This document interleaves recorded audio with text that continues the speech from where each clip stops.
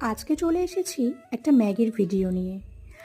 আর এটা হচ্ছে তোমার hot and spicy Korean noodles. তো আমরা এটাকে সাধারণত ঝাল ম্যাগি বলি, আর নর্মাল যে ম্যাগি হয় সেই ম্যাগি। এই দুটো ম্যাগিকে আমি একসাথে বয়েল করে নিই। তারপরে ওই হট অ্যান্ড স্পাইসিতে যে একটা অয়েল আর একটা যে মশলাটা দেয়, ওইটা অ্যাড করে দুটো ম্যাগি মিক্স করে আমরা খাই। তাহলে কি হয়, একটু বেশি কোয়ান্টিটি হয়, কারণ ওই ম্যাগিটা এতটাই ঝাল না, শুধু ম্যাগিটা খাওয়া যায় না।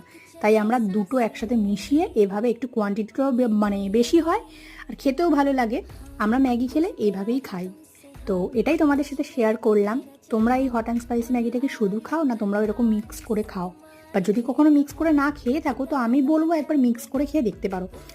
আর একটা জিনিস আমরা অ্যাড করি, সেটা হচ্ছে বাদাম। মানে এটা আমার মাথার বুদ্ধি, আমি উপর দিয়ে একটু বাদাম ছড়িয়ে নিই। এখানে আমি বাদামটা দেখাতে ভুলে গেছি, বাদাম দিয়ে খেতে বেশি ভালো লাগে। আজকের মতন টাটা।